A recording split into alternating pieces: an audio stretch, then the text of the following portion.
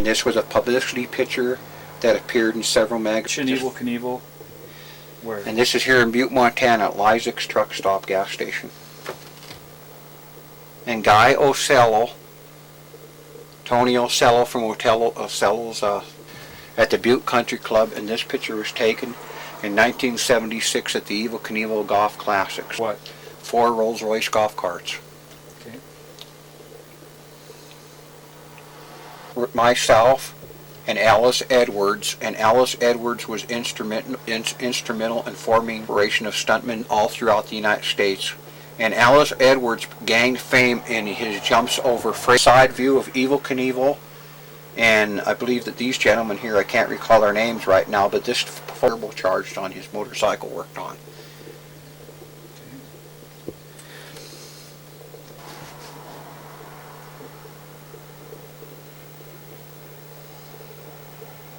Okay, this picture here is an interesting picture, and sadly enough, it is one of the last photographs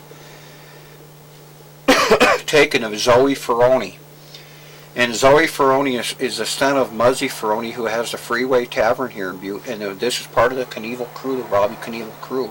And this picture was taken on the day of Bob Knievel's funeral. And it was taken out here at the War Bonnet Inn here in Butte. And this is Billy Rundle, this is Robbie Knievel Center, myself behind them, and Zoe Ferroni. And sadly, Joey shot himself about 4 to 5 days after this photograph was taken.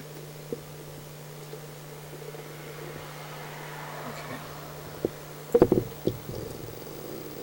what's next? Okay, the photo here is Evel Knievel and Richard Cruz. Richard Cruz, his nickname is Longville, Texas. And as far as I know, besides myself, Robbie on the face of the earth so far that can do the Iron Horse catwalk on the motorcycle. You're telling me you can do the Iron Horse I catwalk? can do the Iron Horse catwalk. So who are the 4 people that can do it? Myself, Evel Knievel, Richard Cruz, and Robbie Knievel.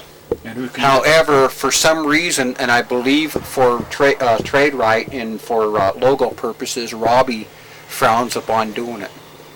And this Cruz guy can do it? Richard Cruz, I believe, can do it better than all of us. And where did you learn to do it? I learned it from Evel Knievel and Richard Cruz. Do you ever do it in the show? Well, I've never done it, and I haven't done it in years. Well, the last time I actually did the Iron Horse catwalk, I was having a sale out here when I moved to Boston, Massachusetts about 4 years ago, 3-4 years ago. I did it out here when I had one of my motorcycles out. Okay. Iron Horse catwalk is? It's extremely dangerous to do because you have to get your RPMs up, you have to keep the motorcycle up, and above all, you got to keep from falling off and being distracted.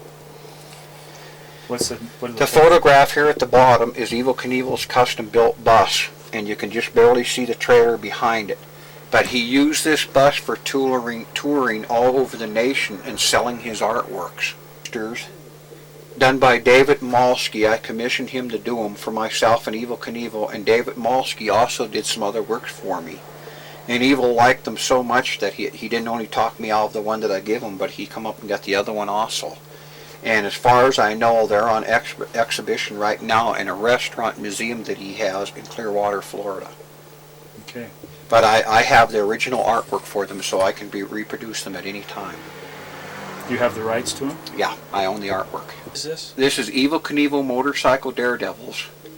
And this book was put out by Scholastic Book Service. And it's done by Steinmetz, or Schmitz rather. And it's really a hard book to get a hold of because there were only so many of them printed, and they were only for school services. But the photographs in it are fantastic. This is Evel Knievel alongside his Mack truck, and this is the first paint scam, the very first paint scam.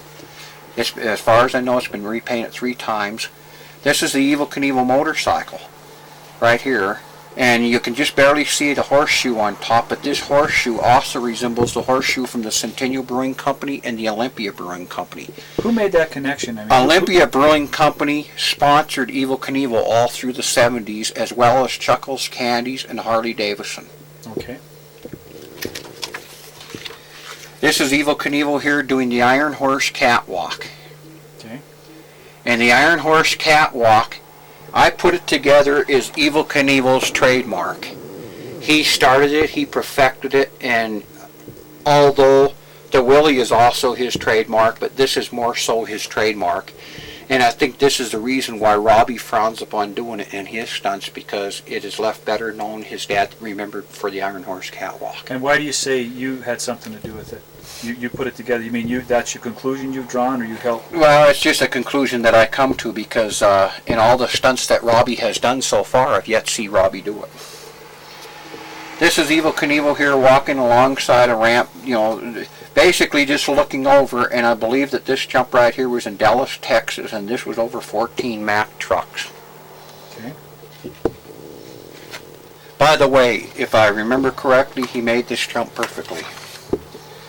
This is a black and white portrait of Evel Knievel. Okay, let me. He looks discouraged. I believe that this portrait, from the looks of him, this was either before or I'd say after a jump that he didn't make, because that, by the looks of it, that's, you know, he usually looked discouraged afterwards. Okay, this here is kind of an interesting photograph, and that I just discovered this. I showed you a jacket a little while ago I just had out here. And this here is at the Snake River Canyon jump site. Evel Knievel was performing stunts before the jump. The Sky Cycle is in the background, but you can just barely make me out. I'm standing right here with the red, white, and blue jacket. And I'm looking up towards the ramp. So you were at the Snake River jump? Yeah. What job did you have there? I just helped set it up in some promotions, and basically just giving out posters and crowd control, and which is sadly, as it seemed, the whole entire situation got totally out of control. The Hells Angels were there, crowds destroyed the landscape, everything just turned into a mess, and then this is why they frowned upon it later, that he went back and did the jump again there, and why they're not letting Robbie jump it now. Although Evel Knievel does own the property where the Sky Cycle land on the other side, and Jay Quarles, which is the person that he bought the property from back then, is now chief of police there. This is Evel Knievel in earlier years, and these are some of the Evel Knievel earlier scams on the motorcycles, and they had a Harley Davidson #1 on top of them. And above the #1 it said, "Color me lucky." Okay. This is the Evel Knievel Willie. Okay. Evel Knievel, okay, this parachute here says Olympia Brewing Company. I mentioned earlier that Olympia Brewing Company sponsored him. And some of his stunts, his motorcycles went so fast that it was necessary for him to have a parachute to stop him. Okay. This photograph here is Cedars Palace. You can just make it out. But it was New Year's Day or New Year's Eve, 1968 or 69, I believe. This Evel Knievel here with his swagger stick.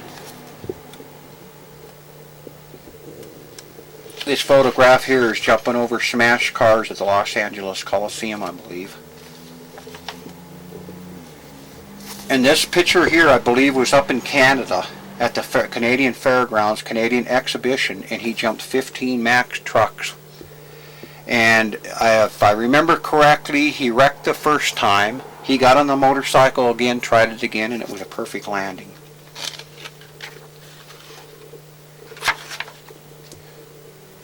This photograph here, I believe, was in the Los Angeles Coliseum, and he wrecked shortly after this. As you can see in the photograph, the motorcycle is taking a slight tip towards the front end. This is a sure indication that he's going to crash, because unless you hold the motorcycle up in a wheelie position and you land on the back wheel, you're going to crash over the handlebars. And he did crash after that. This photograph here, I'm not too sure, but it was in 1972. Okay, this was at the San Francisco, is where this photograph here was taken. Okay. This here is the Snake River Canyon, and it kind of gives you an idea, you know, how far. How far was it across, did you figure? I think it was about, well, almost half a, what did they estimate, half a mile? Okay. And approximately a mile straight down. This is Evel signing autographs here. This gentleman here is Robert Truax. This is the man that built the Sky Cycles, all 3 prototypes. This graph here shows you approximately it's 350 miles an hour, and the canyon is approximately 1,781 feet across. Okay. This is Evel Knievel holding up one of his toys as an illustration of what he's about to jump. Okay. This here is the Sky Cycle. The Sky Cycle X2. Shortly after this photograph was taken, Evel Knievel got in an argument with the Harley-Davidson Corporation, and because they frowned upon the idea that if he wrecked on the other side of the canyon, this would look bad to the name of Harley-Davidson, that Evel Knievel was killed on an item or piece of machinery that bear the Harley-Davidson logo. So Evel Knievel took the Harley-Davidson logo off of his machinery afterwards. Okay. That is why Evel Knievel no longer, from that day on, used a Harley-Davidson. These are various photographs of the Sky Cycle. So he tried to do this a second time? Well, no, what he did is he had 2 prototypes. He tried the prototypes first, and then the third one he actually got in and rode it across. Oh, okay. Okay, these pictures here, I believe, were taken at the Canadian Expedition Fairgrounds. And these are various jumps of them jumping over Mack trucks. Okay. Good. Robert Craig Knievel.